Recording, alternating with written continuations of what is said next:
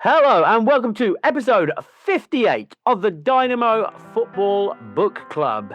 This week we are doing The Greatest Show on Earth, a book about the 1970s World Cup finals by Andrew Downie. This really is fantastic, and the referee has stopped it. It's all over. Brazil have won the World Cup, and there's a mass invasion of the Aztec Stadium. Pelé is being grabbed. Fantastic scenes. Brazil have won the cup, and they keep it forever. And My name is Alistair Bond, and I'm joined by my co-host, a man with no teeth who frightens everyone with his violence, Johnny Coughlin. Johnny, how are you? Were those lines written about me? Oh, that's Nobby Styles. Sorry, no, Rivellino's words about Nobby Styles. But yes, Johnny, your teeth have grown back. Nice to see you. You good? Yeah, I'm very good. Nobby Styles was a small man, so I wonder how violent these guys must have been. I didn't realise that Nobby Styles was violent at all. He just seems quite sweet and cute, doesn't he? Bouncing around with his no teeth. But that's basically my only exposure to him, is him bouncing around with no teeth. That's all I've ever seen him do. And his name is Nobby. It's hard to believe a man with a name like that could be threatening. There is a scene later in this book, Johnny, and I'm glad to get it out, where the three protagonists are Bobby, and Nobby. Yeah, in the aftermath of the jewellery heist. Yeah, Bobby and Nobby are sitting around. One of those Bobbies is crying. Bobby Charlton, big crier. Who knew? Anyway, so Johnny, this book is about the 1970 World Cup. Now, this is the defining World Cup, Johnny. I think this is, as the author says, this is football's journey into modernity. The 1970 World Cup was huge. It was broadcast in glorious Technicolor, and it still looks fabulous. It was the first to feature substitutions, like voluntary substitutions not used for injury, and also the first to have yellow and red cards. It's wild to think those didn't exist before then, Johnny, right? Yeah, so this is a game-by-game account of the World Cup. And this is really a test to our theory, Al. We've said so many times that the football is not the best bit about these books, but this book is only about the football. So an interesting shift. But did you look at much of the footage when you were reading the book? Yeah, I did, and it looks fabulous, didn't you think? I just thought it looked absolutely... All the colours are like turned up to the max. It really looks amazing. Yeah, and footage from the 70s isn't much worse than footage from the 90s. No, if anything, it's better, because I think that they really just did put it through this. If we're going to make it colour, let's make it full fucking colour. Let's make it better than real. We don't want those muted greens. Those colours are popping off the screen. Yeah, it's like a fever dream or something. Yeah, and it looks fabulous. And you can see why... I put it to you, Johnny, the idea that everyone thinks Brazil of 1970 is the best team is because they wore jazzy yellow shirts. If they'd been bowling around in like white shirts and black shorts, I don't think people would have got so excited. You say that, but that England-Brazil game, England looked pretty slick in that, because they're wearing all white, aren't they? Like Real Madrid style, if I recall correctly. Well, I think I've stated before, Johnny, I'm just not a fan of a white kit. That's why I used it as an example. I just don't like them. This one, Andrew Downie goes through every single game, all the group games, all the knockout games. This was a competition of 16 teams, 4 groups. So it takes it group by group, a little chapter at the start to kind of set out some of the background stuff. And then he just goes game by game. But it's kind of like an oral history, because it's not him the author comes in here and there with italics explaining this and that, but it's accounts from the players, from the protagonists, from the dramatis personae. Oh. It is indeed, yes, which can throw up some very interesting observations. It can also throw up a lot of repeated information. Lot of repeated info. Did you know that Snellinger played for Inter Milan in Italy? Yeah. Fucking hell. How many times tell me that? 8? He earned his caviar in Italy, was an expression that they used. Must be a German expression. But It also, you remember that TV show, The Affair, with the guy from The Wire? Oh, yeah, yes, I do. Yes, yes. Remember that was the two different perspectives were wildly contrasting, right? The man and the woman's perspective. That was the whole Yeah. original. That was the original kind of thing behind it. But there's a bit of that in this, which I quite enjoyed. Well, actually, Johnny, I've got that written down too, but I've likened it to Kurosawa's 1950s Rashomon, a higher brow reference from me, Johnny. Yes. It was sexy, though, wasn't it? The fair show, though, much sexier than Rashomon, I can tell you that. Oh, there's a scene on a car. Oh, hello. In Rashomon. No. No cars in Rashomon. So yeah. it's like an oral history. So we'll say, take the Brazil and England game, for example. You will have some comments from Pele, from Tostao, Bobby Moore, Nobby Styles, a lot of Martin Peters. Yeah, we hear a lot about Martin Peters. But I was trying to figure this out, Al. These were taken from these guys' books, right? He didn't sit down and speak to these people because he can't have spoken to Bobby Moore, because as we know, Bobby Moore died in the early 90s, but he's in this book a lot. Yeah, that's right. He must have excavated these interviews from somewhere. I'm afraid I haven't interrogated as to where. But yeah, absolutely. He didn't sit down with all these people. Because he got a lot of time from Pele if he sat down with him, because Pele is almost the person who speaks most after Martin Peters. I mean, this whole book is a homily to Pele in a way. The final chapter is basically just like, isn't Pele great? It really is. And it's just a bunch of quotes from different players saying how great Pele was. Well, Al, let's talk about Pele straight away, because that's not what two players from Romania say. Pele is a liar and a spitter, according to two fellas from Romania.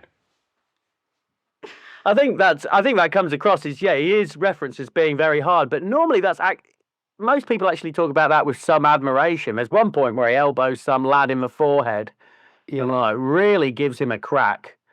But I think the other players appreciate that lad just got kicked and kicked and kicked for 15 years. I think they respect it. I mean, maybe not the spitting.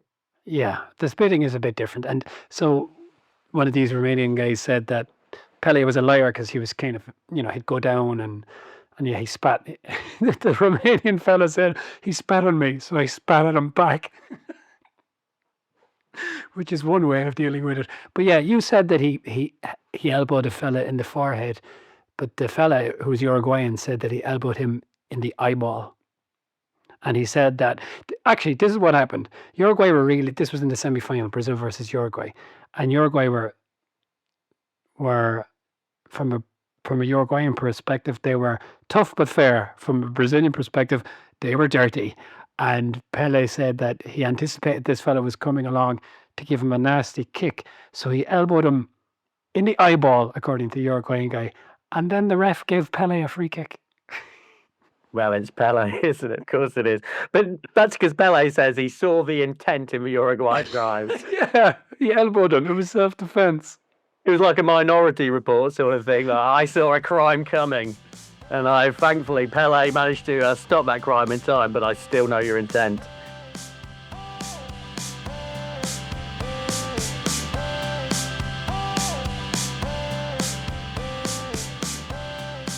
But so I don't think we need to go through every single game because it'd be kind of dull. But what we can do is go, group by group and round by round and talk about the bits that we thought were fun. Absolutely. Absolutely. All right. Well, may I start with something I thought was very fun? Yes, you may. All right then. Well, so we're on Brazil. So I talked about how this is like the first modern World Cup. Brazil had a training schedule which was partly mapped out by NASA and what the astronauts do. They spent 4 months training for this tournament. No wonder they were fucking brilliant. 4 months preparation with NASA fitness techniques. That's an advantage because here's the Bulgarian fitness regime.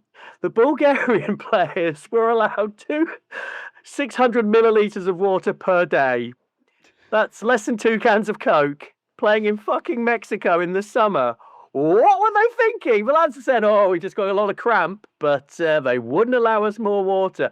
I wish I'd got an interview with the head of medicine for the Bulgarian team, because I would have loved to see him explain that one. Well, the head of medicine for the Bulgarian team was a member of the Communist Party, because that's who made all the decisions, apparently. Yeah, 200 millilitres of water with breakfast, 200 millilitres at lunch, and 200 millilitres for dinner. Wow. The World Cup then would have been so exciting to watch or to be around because of this clash of styles, right? Which obviously is not so much of a thing anymore, and it's not a cultural clash of styles anymore. It would be kind of a tactical decision made by any given coach. But I guess in terms of the final, you have Brazil playing against Italy, and there you go. You have these incredible contrasts of style. So it must have been just so cool to see, okay, I've never, like, what does a team from, what do Peru play like, It must have been, if you're just a random fella watching on television from Ireland, say, it must have been so much fun to watch this stuff. Yeah, absolutely. And you would have been able to watch it on television because they made sure all the kickoff times were convenient for European viewers. So all the games kicked off at either 12 midday in the hot Mexican sun, or at 2 o'clock in the the hottest part of the day, basically. But hey, at least you viewers back home, they got the lovely, lovely images. It's not going to be like that in the World Cup this year, is it? No, games are going to be played like at 1 a.m. in Europe and stuff. Yeah, okay. Well, that's a bit of a shame. I wish they would show a little bit more commitment to the foreign television audiences. Yeah, also ahead of it, I think we talked about this in, what book did we do recently? Pele's book. They sacked the Brazil coach, the communist João Saldanha, before the World Cup, so he didn't have a platform to criticize the military in the event of a Brazilian victory. I thought that was kind of fun as well.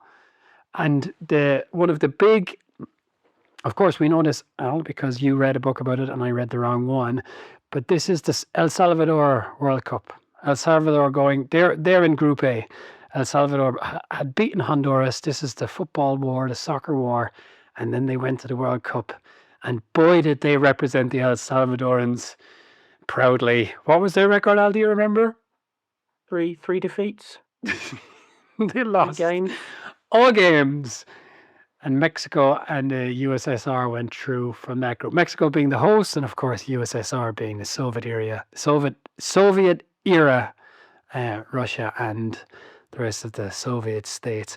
But again, it's just so interesting, isn't it? It's just such a different world. These guys showing up from USSR to play in Mexico. You say it's a different world, Johnny, but here's a little quote from the book. The World Cup was tainted. The conflict in the Middle East was ongoing, and Israel's presence was an additional factor. Nope, nothing really changes, Johnny. It's exactly the same. 50 fucking years ago. Well done, everybody. Well done. It was Israel's first World Cup. And it's, so what was the 6 Days War was 1967. And so, it was shortly after that. Oh, this is absolute catnip for you, isn't it, Johnny? Lovely political history. Oh, dripping in it like an egg, me. Totally out of my depth. You know what I've got for Israel? I've got funny names of players. Oh, Mordecai Spiegler.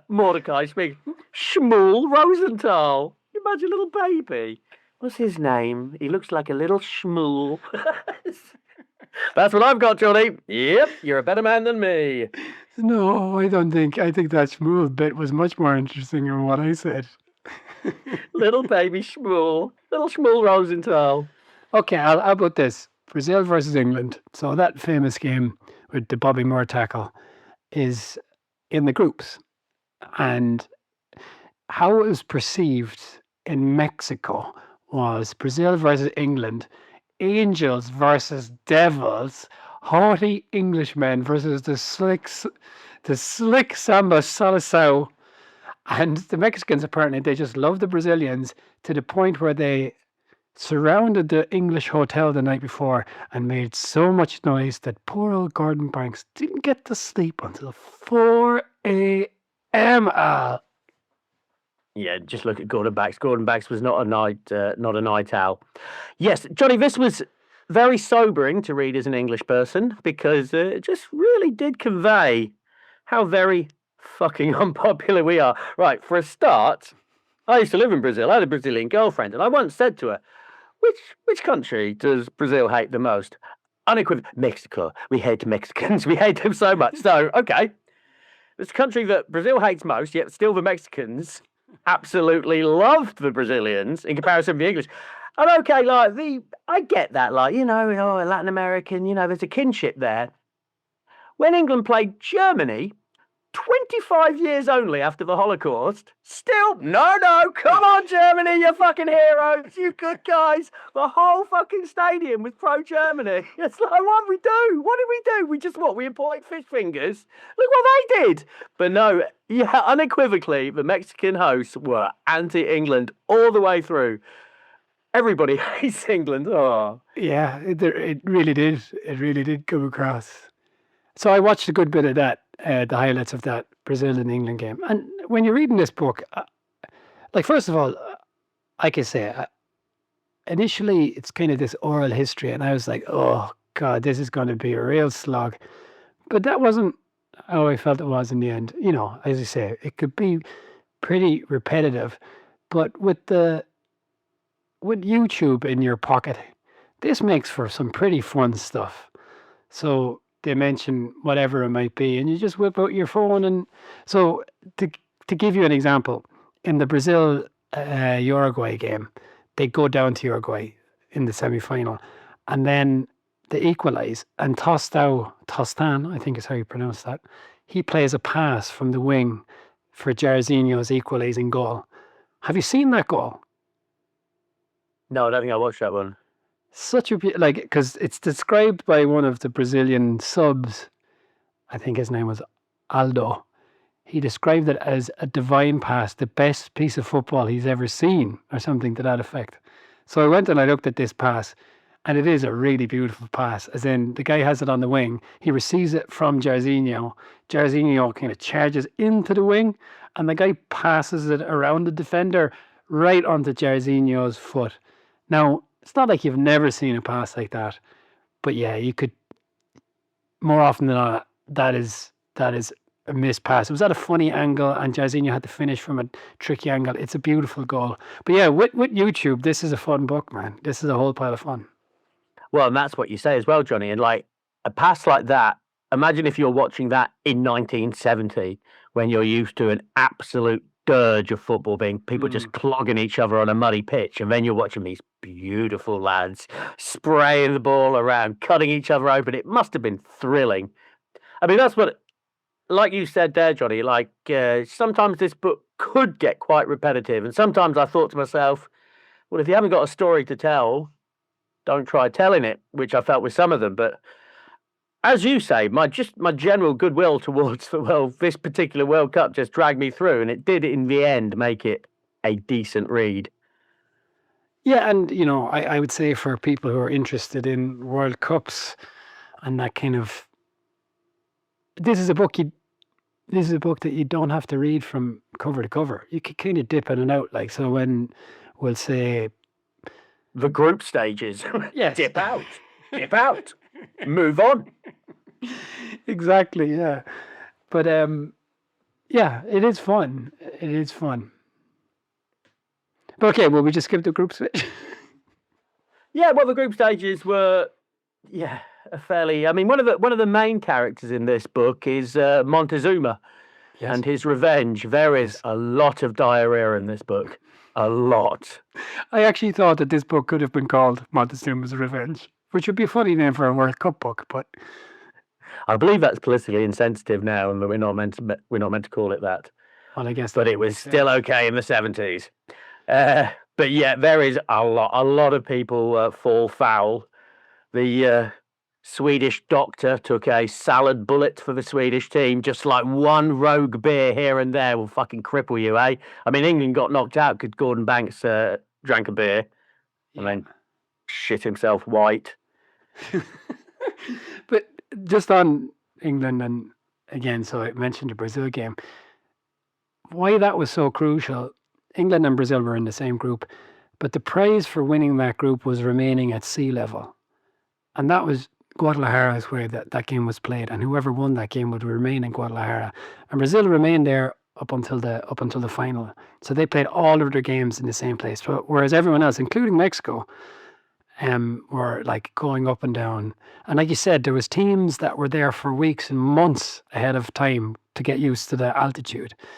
But that was a big factor, and that one really played to work to Brazil's advantage in the long term. Another thing that was really striking, Al, is any team that went to extra time and won a game went out in the next round, or lost in the case of Italy, because their semi-final went to extra time.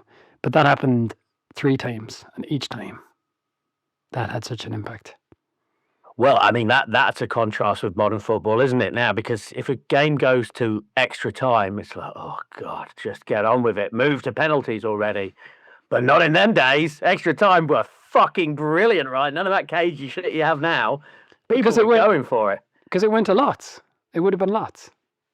There's still no penalties. There wouldn't have been a replay. No shit. It went to lots. Wow. I'm fairly certain one of the games, I think it was England and Germany.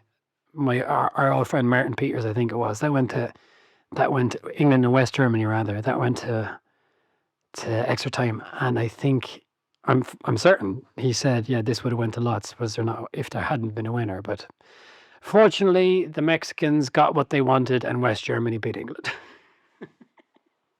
They certainly do. We're talking about the repetition. Did you know a player called Grabowski came on against England, Germany? Yes. I counted it, Johnny. I get told that 8 times. 8 times. It is an interesting book, but how can he have read through it and thought, does this need to be repeated again? Grabowski came on for as a substitute. He did that a lot. Bloody hell. But yes, the one that you talked about earlier, Schnellinger making his money in Italy. Now I'm being repetitive. I really did notice that, the exact same one as you had said. That must be 8 times as well. No, I did. It was 8 times. 8 times it was repeated that Schnellinger played it from Germans and Italians. They all couldn't get over this fucking fact. Bloody hell. Check this. This lad scored. Yeah, okay. Mexico were expected to be quite good. They got as far as the round of 16, and then they got absolutely spanked by Italy after Mexico had been made to move away from the Azteca. The Mexicans are really upset about this. Absolutely right. It's madness. Why on earth? The Mexican FA, they didn't have to move them. They just chose to move them outside of the Azteca, and I don't blame them. That seems absolutely crazy to me. Yeah, and then, so did you know that? So, as you said, like there's the group stages, the games that are. I suppose it only not that it only gets interesting, but the most interesting part of this is the latter stages, right? So did you know that this Italy versus West Germany? Oh, sorry. First, let's talk about England and West Germany. So they played in the quarterfinals, and this is when Banks had the now politically insensitive Montezuma's revenge. He drank beer. England were 2 up, an absolutely cantering Hormel. Bobby Charlton taken off his last ever game for England, and Alan Ball was running around saying Auf Wiedersehen to all of the West German players. And then, of course, things turn, and Peter Benetti has his slip. It goes to extra time, finishes 2-2. Did you watch any of those goals? Yeah, I watched all of them. Yeah, I mean, as they said, Alan Ball said they got complacent and they took their foot off the gas. Yeah, they just let it go. And also, the Germans player said it was the substituting of Bobby Charlton, which is when England lost their grip in the game. But Bobby Charlton says, like, oh, I always got subbed because I was bold and I looked old. And what's more, he seemed very phlegmatic about it. He's like, I understood. Yeah, I have got a bald head, so you better substitute me. He was saying it's because of the heat. That he was bald, that people thought the heat would be particularly punishing to him, Did they have sun cream in the 70s? Surely they had sun cream in the 70s. He and Beckenbauer, as I said in our draft the other day, they apparently marked each other into kind of in effectiveness, if you want, in the 66 World Cup final. Neither of them had a particularly notable game. And apparently, Charlton had kept Beckenbauer in his pocket for all of this game. And then when Charlton went off, Beckenbauer ran the show. And I think they brought on a sub. Do you remember his name? Was his name Schnellinger? No, it's Grabowski. Oh, fucking hell. Grabowski comes on and he changes everything. And yeah, and Gert the Bomber Muller scores goals. Schnellinger scores? Oh, no, that was against Italy. That was against Italy, Schnellinger. Yeah. Anyway, that's it. England go out in injury time. How did you feel about that, Al? Because you said that this book really pointed out to you how much England is not liked internationally. What struck me was England were the they were the favoured team in a sporting sense, if not in a kind of what people wanted to win. But they were kind of the team that people expected to get to the final to play against because they were the defending world champions. Yeah, and a shit-hot defence as well, right? Their defence was the envy of the world. But Al, you say that, and then you hear the names like Newton. Hello, who? Good old Keith Newton. Yeah, Keith Newton. Cooper. Excuse me. Would you know all these guys? No. I'd never heard of Keith Newton in my life. Never in my life. Totally. But then they were saying, well, we've got Keith Newton. And it's like, was he that good? Does he warrant special mention? The fact that his name is Keith Newton as well. It's such a humdrum name, you know? Yeah, it was very, very upsetting how how hated England is. I'll tell you what, I think in South America it's just true. Have I ever said this before on the podcast? When I used to live in Sierra Leone, we had a next door neighbour in Freetown, and he was Peruvian. He was like a gold miner. And, we were fairly amicable, just a little wave here. How you doing, buddy? And then one day we had a party and he was invited over and he got drunk. And he fucking came at me about the Falklands War. He's like, my brothers in Argentina, you killed them. And it's like, dude, come on, man. I was 3. Like, I'm sorry about that. You've been holding on to that every time he sees me. He's like, that fucking arsehole, that fucking Thatcher, fucking Malvinas. It's like, wow, I'm sorry, dude. I mean, I was genuinely like, oh, you really are mad at me about this. Like, crikey, I'm so sorry. Yeah. Okay, well, fair enough. Well, I was going to tell. Oh, there's a fun story about this. So as we said, Gordon Banks, had he not been injured, I'll come back to this. This is not a tournament for goalkeepers. But had Gordon Banks not been injured, I think by all accounts, everyone said they think they would have won. But Gordon Banks was watching this game in his hotel room, suffering from his diarrhea, and the game was on an hour-long delay. And so he was watching the game, and England were winning 2-0, and then the players would stroll in, and he's like, well done, lads. And we're like, no, we're out. And he's like, don't mess with me. I know you won. And we're like, no, seriously, we're out. And then he sort of Alan Ball crying. He's like, oh my God. Oh, we really are out. Oh, that's it. Yeah, he had no idea. That was funny. And one more, another of England's legends, Tommy Wright. Tommy Wright.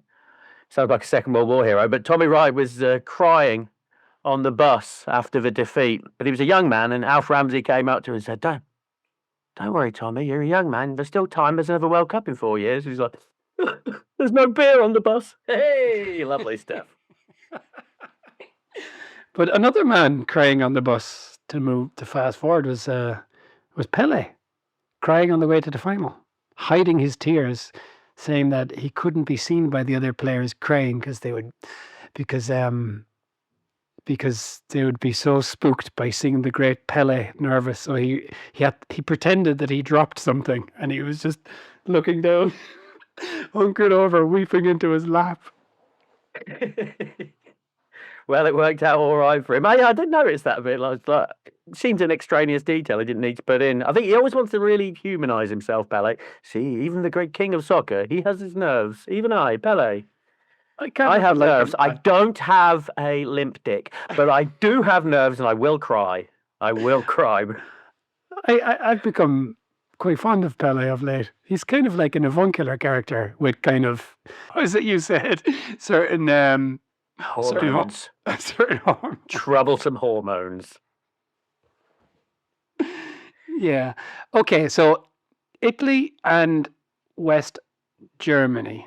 The game of the century, Al. Did you know that? El Partido de Sigle. Yes. Yeah, there's a plaque at the Maracana.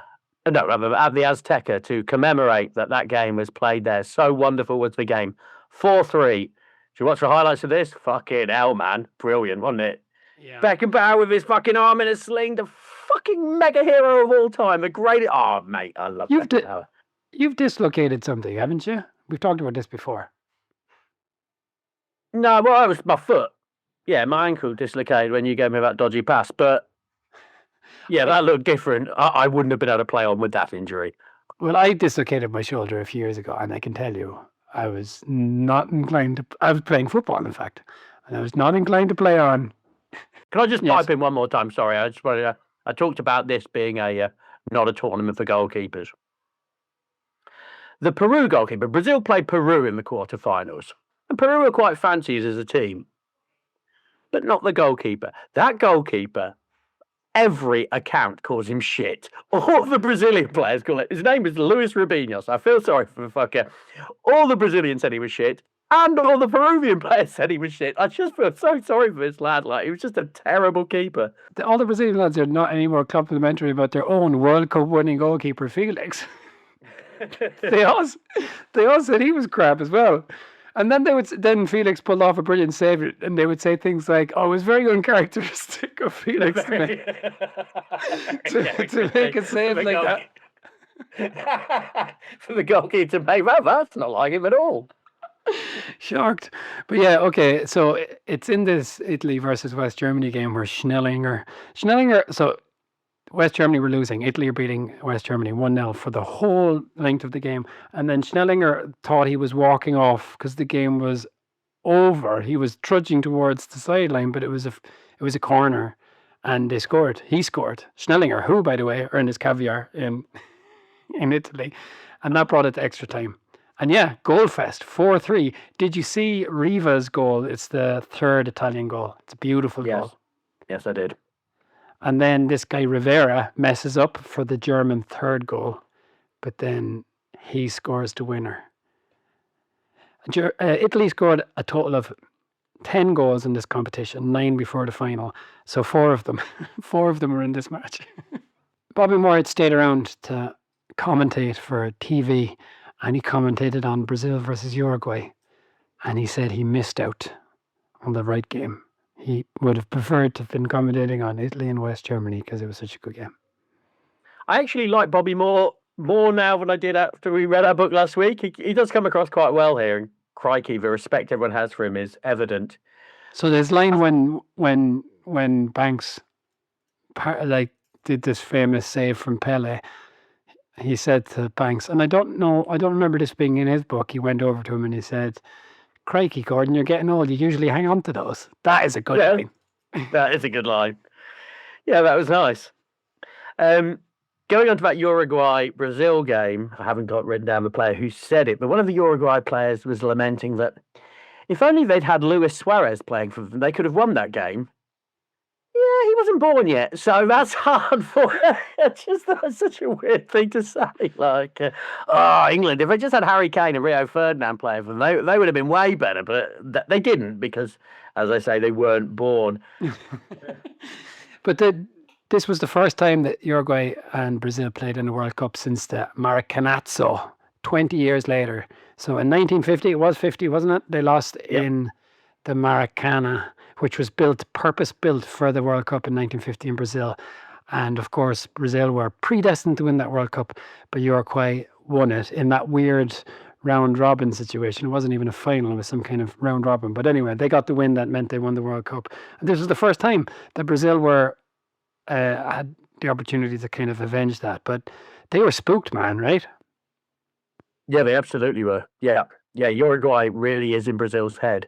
You said that your Brazilian missus from way back when said that they hated the Mexicans most, but from a footballing point of view, I'm sure they hate the Argentinians, but they seem to be pretty spooked by the Uruguayans. Yeah, I think so. That's absolutely right, and probably more so nowadays. Now Uruguay, I mean, this was 15 years ago when Uruguay weren't such a force, but nowadays, well, the past 10 years have been pretty damn good. Uruguay, what a remarkable country. You know, there's like they've got a smaller population than Ireland. They've won 2 World Cups. They get the quarterfinal in 1970. The last few years they've been bloody amazing. Like, what's going on there, man? Yeah, they are the greatest overachievers on planet Earth for football, right? They are. Well, the only one who comes close is Croatia, and they've got a much bigger population, and they haven't achieved anything close to what Uruguay have achieved. No, that's it. The other day, that Valverde scored a hat-trick against Man City, and I was like, well, he's Uruguayan. Of course he is. Yep, there you go. Just like, what's going on there? Like, well, that's it. It's a little country like wedged in between Brazil and Argentina and absorbs all of it. Like, wildly good at football. By the way, Gerson, is it Gerson or Gerson, do you think? Gerson. I would imagine it's Gerson, yeah. Smoking fags at half time. Jolly good. But Clodo Aldo scores to equalise for Brazil, and then there's this divine pass from Tostão for Jairzinho's goal, and it finishes 3-1 after Revellino scores. But Jairzinho, of course, scoring in every round of the World Cup.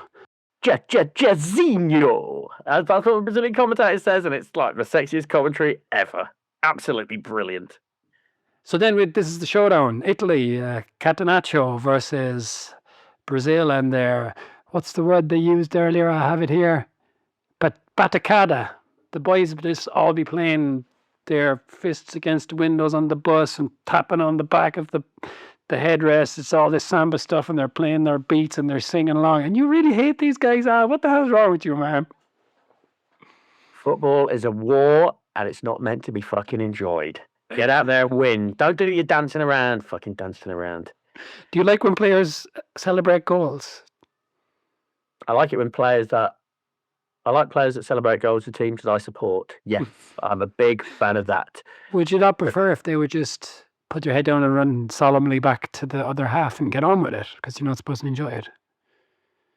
If you've scored a goal against my team, then that's how you should react. Yes, absolutely. You should look ashamed of yourself for making me sad. Yeah, I don't know. Yeah, I just find them hard to take. Well, just because they're the fucking, I don't know, Barcelona of international football, aren't they? Oh, Brazil, aren't they great? Oh, they're brilliant. They've been living off this 1970 reputation now for 56 years. They haven't been there, he said. They have won the World Cup twice since. Yeah, but not in glorious fashion, though. That's what I mean. Like, it was fairly attritional and not very exciting fashion. Yet they like to pretend they're this team of entertainers. Well, you were back then, lads. Yeah, so Brazil, they were tough as well. Zagallo, who is their manager, twice winning World Cup manager, said the Brazilian lads knew what it was like to be fingered from behind by their opponents. I reread that now. I was like, do you mean what I think? I do think you do mean that. He did mean that. The past is a lie, Johnny. You know, everyone we talk about, like in the old days, everyone was great, and like your granddad used to go down the post office in a suit and tie because of the dignity. But your granddad on the football pitch had his finger up the fucking opponent attacker's arsehole, like so fast, like they're all doing it apparently. It's all a lie, Johnny. They know what it's like to be fingered from behind.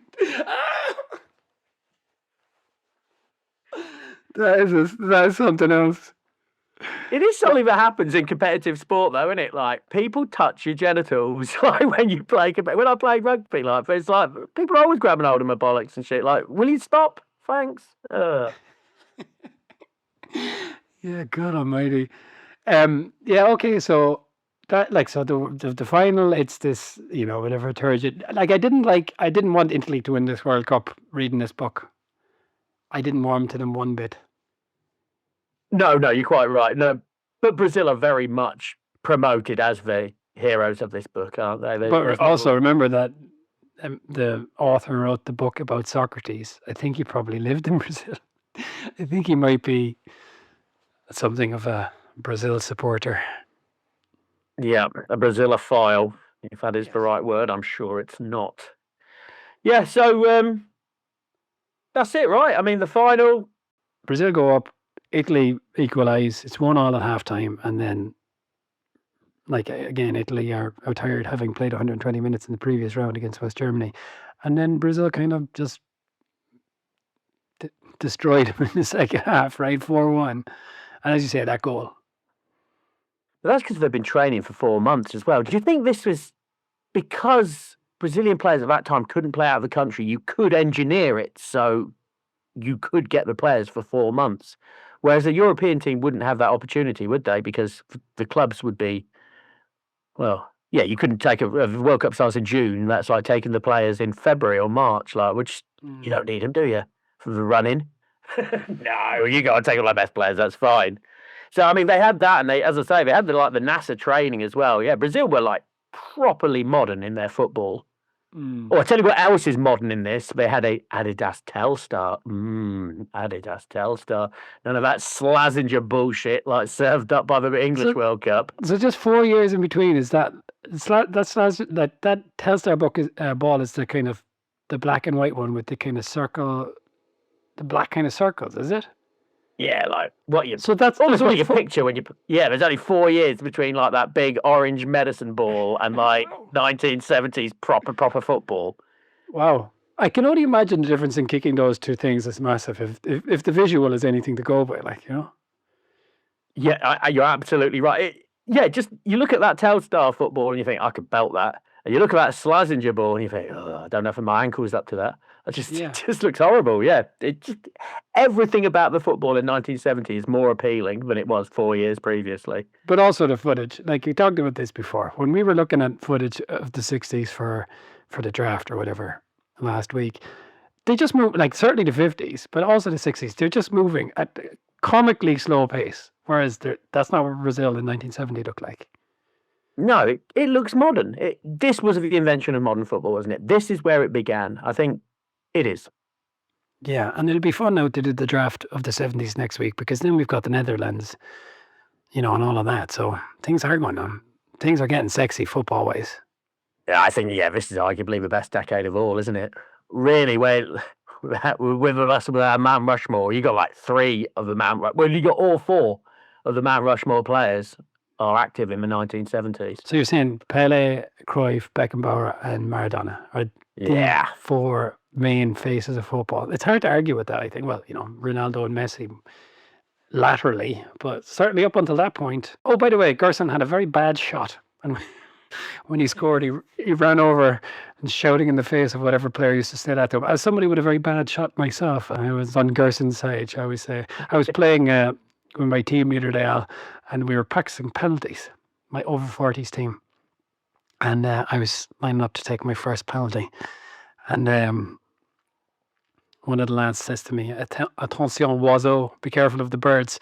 And I duly hit it straight over the bar.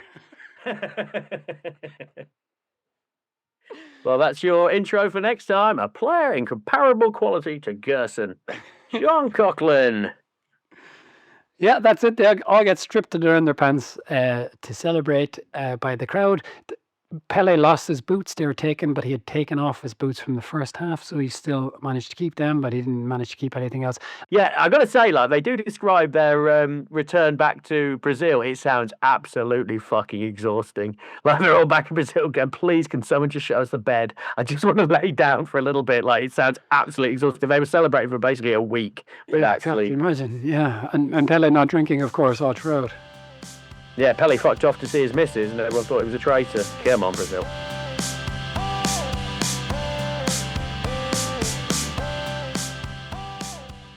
So what do you make of this book? Well, I sort of let you overpower me a bit. I did sort of really dislike quite a lot of this book, to be honest. When I was reading the group stages, I was so bored. Really, really bored by all the detail. I mean, just this player's... You know, some of it is great. Let's hear from Pele. Let's hear from that. But hearing from, like, the Israeli fucking goalkeeper or, like, an El Salvador forward at great length, not bothered. And as I say, some of the stories I just didn't think were worth telling. I thought I'm going to give it 2 stars. Oof. Okay, well, I'm going to give it 3.5. But I would say that if you had to read this without visual aid, then it would take from it significantly. Then it's much drier. But it just meant that I went down a bit of a 1970s World Cup rabbit hole, and yeah, I really enjoy that. So I give the book with its YouTube accompaniment 3.5 fingers from behind. That's what I was going to go for, Johnny. So I'm glad that you got in there first to make me not look like the gutter dweller that I normally am. Yeah. So two fingers from behind from me. Yeah, as I say, without the visual aids, it would be very dry. But yeah, the general fucking aceness of the 1970 World Cup really does drag you through it, and there are some fun facts in there. Yeah, and I guess it's because it's exotic, but any World Cup outside Europe is much more exciting, isn't it? Absolutely. I don't know. Mexico is like the most World Cup country of them all in a way. Well, this will be their third World Cup. I know they're like one of 3 hosts, but this is the third time. Yeah, how did they? They got it in '86 for a weird reason, right? Wasn't it meant to be somewhere else? Colombia dropped out.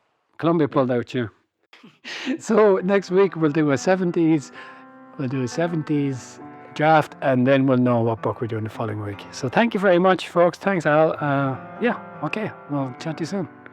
Thank you, JC. Cheerio. Thanks. Piazza. Ronaldo. Pelé. Yes. Oh, this is great stuff. They seem to take it in turns to give an exhibition. Jairzinho, number 7. Pelé. Up comes Carlo Alberto on the right. And it's 4! Oh, that was sheer delightful football. Last question. Thank you very much indeed.